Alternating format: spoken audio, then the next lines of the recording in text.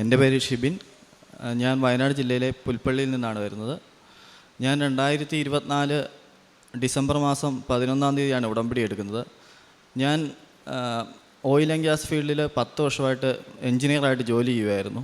ഞാനങ്ങനെ 5 വർഷം സൗദിയിൽ വർക്ക് ചെയ്തു, ബാക്കി 5 വർഷം ഇന്ത്യയിൽ. അങ്ങനെ ഞാൻ സൗദിയിലെ ജോലി റിസൈൻ ചെയ്ത് കമ്പനി മാറാൻ വേണ്ടി ഞാൻ നാട്ടിലേക്ക് വന്നു. പിന്നീട് 10 മാസമായിട്ട് എനിക്ക് ജോലി ആകുന്നില്ലായിരുന്നു. അതിനു മുമ്പ് ഞാനിവിടെ വന്നു, കൃപാസനത്തിൽ വന്നു. മാതാവിൻ്റെ അടുത്ത് എൻ്റെ പെങ്ങളുടെ കൂടെ ഉടമ്പടി എടുക്കാൻ വേണ്ടി വന്നു. വന്ന സമയത്ത് എൻ്റെ പെങ്ങൾ എന്നോട് പറഞ്ഞു, എടാ നീ ഉടമ്പടി എടുത്തോ, മാതാവിൻ്റെ അടുത്ത് പ്രാർത്ഥിച്ചിട്ട് പോകാൻ പറഞ്ഞു. അപ്പോൾ ഞാൻ വിചാരിച്ചു, എനിക്ക് ഇത്രയും വർഷം എക്സ്പീരിയൻസ് ഒക്കെ ഉള്ളതല്ലേ, എനിക്ക് അത്യാവശ്യം കാര്യങ്ങളൊക്കെ അറിയാമല്ലോ, പിന്നെ എനിക്ക് എൻ്റെ കഴിവുകൊണ്ട് കിട്ടുമെന്നൊരു ധാരണയുണ്ടായിരുന്നു. അങ്ങനെ ഞാനിവിടുന്ന് പോയി. പിന്നീട് ഞാൻ ഇൻ്റർവ്യൂ അറ്റൻഡ് ചെയ്യുന്ന ഇൻ്റർവ്യൂ എല്ലാം ഞാൻ പൊട്ടി. അപ്പം ഞാൻ ഇതിനു മുൻപ് ഞാനിവിടെ ഉടമ്പടി എടുത്തിട്ടുണ്ട്. 2019 ഉടമ്പടി എടുത്ത് മാതാവിൻ്റെ സാക്ഷ്യം ഞാൻ ഇവിടെ വന്ന് പറഞ്ഞതാണ്. അപ്പം എനിക്ക് അന്നത്തെ കാര്യങ്ങളൊക്കെ അറിയാവുന്നത് കൊണ്ട് ഞാൻ പിന്നെ താമസിച്ചൊന്നുമില്ല. പെട്ടെന്ന് തന്നെ ഞാൻ തിരിച്ച് കൃപാസനത്തിൽ വന്നു, ഉടമ്പടി എടുത്ത് ഇപ്പോൾ ഞാൻ 2024 ഡിസംബർ 11-ാം തീയതിയാണ് ഉടമ്പടി എടുത്തത്. കറക്റ്റ് 1 മാസം ആകുന്നതിന് മുമ്പ് തന്നെ എനിക്ക് ഒരു കമ്പനിയിൽ നിന്ന് ഇൻ്റർവ്യൂ വരികയും അവിടെ എനിക്ക് ജോലി ലഭിക്കുകയും ചെയ്തു. അത് നല്ല സാലറി തന്നെ എനിക്ക് ലഭിച്ചു. ആ ഇൻ്റർവ്യൂവിന് പോയ സമയത്ത് അവിടെ ഒത്തിരി എക്സ്പീരിയൻസ് ഉള്ള വലിയ ആൾക്കാരായിരുന്നു വന്നിരുന്നത്. അപ്പോൾ ഞാൻ എൻ്റെ വീട്ടിലേക്ക് എൻ്റെ മമ്മീനെ വിളിച്ചു പറഞ്ഞു, മമ്മി എനിക്ക് ജോലി കിട്ടാനൊന്നും പോകുന്നില്ല, കാരണം ഇവിടെ വന്നിരിക്കുന്ന എല്ലാവരും നല്ല എക്സ്പീരിയൻസും നല്ല ഇതൊക്കെ ഉള്ളവരാണ്. അങ്ങനെ ഞാനതിങ്ങനെ നിന്നു. പക്ഷേ ഇൻ്റർവ്യൂവിന് കയറുന്നതിന് മുൻപ് ഞാൻ മാതാവിൻ്റെ തൈലം നെറ്റിയിൽ കുരിശ് വരച്ചു, കാശുരൂപം കയ്യിൽ പിടിച്ച് ഞാൻ ഇൻ്റർവ്യൂവിന് കയറി. അപ്പോൾ ആ ഇൻ്റർവ്യൂവർ എന്നോട് പറഞ്ഞു, എടാ ഇത്രയും നേരം ഞാൻ ഇരുന്നിട്ട് രാവിലെ ഇൻ്റർവ്യൂവിന് പോയതാണ് ഞാൻ. അങ്ങനെ ഞാൻ വൈകുന്നേരം ഒരു 5 മണി ആയപ്പോഴാണ് ഇൻ്റർവ്യൂവിന് കയറുന്നത്. ഇത്രയും നേരം ഞാൻ ഇൻ്റർവ്യൂ എടുത്തിട്ട് ഇങ്ങനെ ഒരാളെ ഞാൻ ഇതുവരെ എനിക്ക് കിട്ടിയില്ല.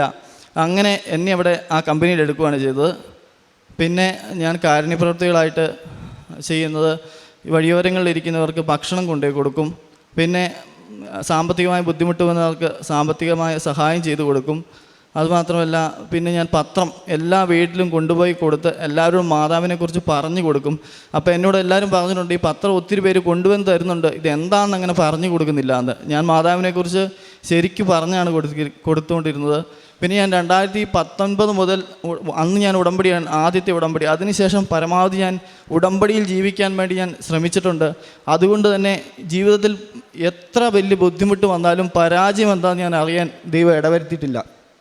ദൈവനാമത്തിന് മഹത്വം ഉണ്ടായിരിക്കട്ടെ. മാതാവിനും തിരുക്കുമാരനും ഒത്തിരി നന്ദി പറയുന്നു. യെശയ്യാ പ്രവാചകൻ്റെ പുസ്തകം 43, 18, 19 തിരുവചനങ്ങൾ അരുളി ചെയ്യുന്നു, കഴിഞ്ഞ കാര്യങ്ങൾ നിങ്ങൾ ഓർക്കുകയോ പരിഗണിക്കുകയോ വേണ്ട.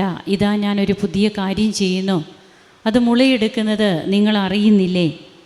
ഞാൻ മരുഭൂമിയിൽ നദികളും വിജനദേശത്ത് പാതയും ഉണ്ടാക്കും.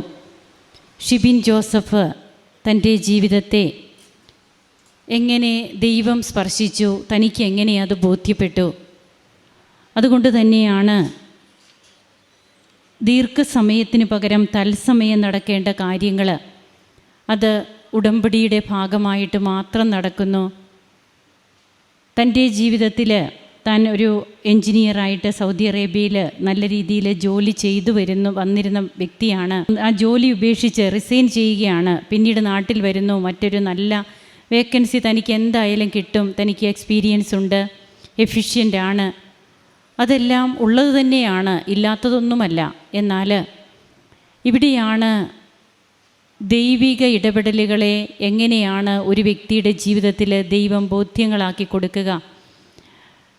നമ്മുടെ യോഗ്യതകളെന്ന് നാം കാണുന്ന നമ്മുടെ ആരോഗ്യം, അല്ലെങ്കിൽ സൗന്ദര്യം, സമയം, ഇതൊക്കെ നമ്മുടെ കഴിവുകളായിട്ട് നാം കാണുമ്പോൾ അതിലൂടെ ഇനി എനിക്ക് മുമ്പോട്ട് പോകാൻ സാധിക്കുമെന്ന് ഈ മകനും ഒരു നിമിഷം ചിന്തിച്ചു. പിന്നീട് തനിക്ക് ഒന്നും തന്നെ, തൻ്റെ എക്സ്പീരിയൻസോ തൻ്റെ കഴിവുകളോ ഇതൊന്നും തന്നെ തനിക്ക് ജോലിക്ക് സാധ്യതയായി മാറാതെ വരുമ്പോൾ ഉടമ്പടിയിലേക്ക് തിരിച്ചു വരുന്നു. അതുകൊണ്ട് തന്നെയാണ് കഴിഞ്ഞ കാര്യങ്ങൾ ഓർക്കണ്ട, പുതിയ കാര്യങ്ങളൊക്കെ ഞാൻ ചെയ്യും. അപ്പോൾ ഷിബിനും ഇവിടെ വ്യക്തമാക്കി, ഷിബിനും എങ്ങനെയാണ് മാറ്റം വന്നത്. ഇത് തൻ്റെ കഴിവ് കൊണ്ട് നടക്കില്ല എന്നുള്ള ഒരു ബോധ്യം വരുമ്പോൾ ദൈവത്തിലേക്ക് നാം ഒരു ചുവട് വയ്ക്കുമ്പോൾ ദൈവം നമ്മുടെ അടുത്തേക്ക് 2 ചുവട് വയ്ക്കും. തനിക്ക് വന്ന ആ ഒരു ചിന്ത തന്നെ തൻ്റെ ബോധ്യത്തിൽ നിന്ന് തനിക്ക് വന്ന ഒരു തീരുമാനമായിട്ട് മാറുമ്പോൾ ദൈവിക ഇടപെടലുകൾ ഉണ്ടാകുന്നു. അങ്ങനെ തൻ്റെ ജോലിയെല്ലാം പിന്നീട് എങ്ങനെയാണ് ഉടമ്പടി എടുക്കുകയും ഉടമ്പടി എടുത്ത് 1 മാസമേ ആയുള്ളൂ. ഇപ്പോൾ ഉടമ്പടി പുതുക്കിയിട്ടൊന്നുമില്ല. ആ അവസ്ഥയിൽ ഈ മകൻ നിൽക്കുമ്പോൾ UAE നിന്ന് നല്ല ഒരു കമ്പനിയിൽ നിന്ന് ഏറ്റവും നല്ല ഒരു സാലറിയിലൊക്കെ തനിക്ക് ജോലി ലഭിച്ചു. അത് ആ ഇൻ്റർവ്യൂവിനൊക്കെ അറ്റൻഡ് ചെയ്യുമ്പോൾ ഓഫീസർ എന്താണ് പറഞ്ഞതെന്നൊക്കെ ഈ മകൻ ഇവിടെ പറഞ്ഞു. ഇത് തന്നെയാണ് കാനായിലെ കല്യാണ വിരുന്നിൽ, അതായത് അവിടെ സമയമില്ല. ആ കുടുംബത്തിൻ്റെ ഏറ്റവും വേണ്ടപ്പെട്ട ഒരു അവസരമാണത്.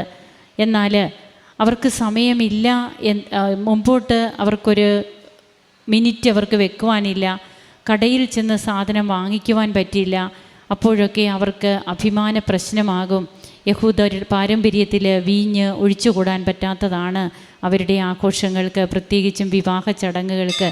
അപ്പോഴാണ് അവിടെ വീഞ്ഞ് തീരുമ്പോൾ അമ്മ ഇടപെടുക. അതുപോലെ തന്നെയാണ് അമ്മ ഈ മകൻ്റെ ജീവിതത്തിൽ തൻ്റെ കഴിവുകളാകുന്ന വീഞ്ഞൊക്കെ തീർന്നു പോവുകയാണ്. പിന്നീട് അമ്മ ഈശോയുടെ കൃപയാകുന്ന വീഞ്ഞുകൊണ്ട് ഈ മകനെ നിറയ്ക്കുന്നു. അങ്ങനെ ഇന്ന് തൻ്റെ ജീവിതത്തിലെ ബോധ്യങ്ങൾ ഉൾക്കൊണ്ട് ഈ ചെറുപ്പക്കാരൻ ഇവിടെ നിൽക്കുകയാണ്. തീർച്ചയായും യുവാക്കൾ കൃപാസനത്തിൽ വന്ന് ഉടമ്പടി എടുത്ത് അവരുടെ ജീവിതത്തിൽ അവർക്ക് ബോധ്യങ്ങൾ കിട്ടി. അവർ ദൈവത്തിലേക്ക് കൂടുതൽ അടുക്കുവാനും ദൈവിക കൃപ കൊണ്ട് നിറഞ്ഞ് ഇനി അവരുടെ ജീവിതത്തിൽ ഇതൊന്നും മറന്നു പോകാനായിട്ട് അവർക്കൊരിക്കലും സാധ്യമല്ല. ദൈവം താങ്ങിയെടുത്തതാണ് തൻ്റെ ജീവിതത്തെ എന്ന് ഈ ഷിബിൻ ഇനി എവിടെയും പങ്കുവയ്ക്കും, എല്ലാവരോടും പറയും. ഇതാണൊരു പ്രഘോഷണം. ഇന്ന് അൾത്താരയിൽ വന്ന് അമ്മ പ്രത്യക്ഷപ്പെട്ട അൾത്താരയിൽ തന്നെ ഈ മകൻ വെളിപ്പെടുത്തുകയാണ്. ദൈവത്തിൻ്റെ മകനായിട്ട് മകളായിട്ട് ഓരോ വ്യക്തികളും ഈ അൾത്താരയിലാണ് അവരെ വെളിപ്പെടുത്തുക. നമുക്കും കരങ്ങളടിച്ച് ഈശോയ്ക്കും അമ്മയ്ക്കും നന്ദി പറയാം. യേശുവേ നന്ദി, യേശുവേ സ്തുതി, യേശുവേ ആരാധന. അത്യപൂർവ ദൈവാനുഭവങ്ങൾ ഇനി നിങ്ങൾക്കും സ്വന്തം. ഈ യൂട്യൂബ് ചാനൽ ഇതുവരെ സബ്സ്ക്രൈബ് ചെയ്തിട്ടില്ലെങ്കിൽ ഇപ്പോൾ തന്നെ സബ്സ്ക്രൈബ് ചെയ്യുക. ഈ വീഡിയോ ഇപ്പോൾ തന്നെ നിങ്ങളുടെ സുഹൃത്തുക്കൾക്ക് ഷെയർ ചെയ്തുകൊണ്ട് കർത്താവിൻ്റെ പ്രേക്ഷിതരാകുക.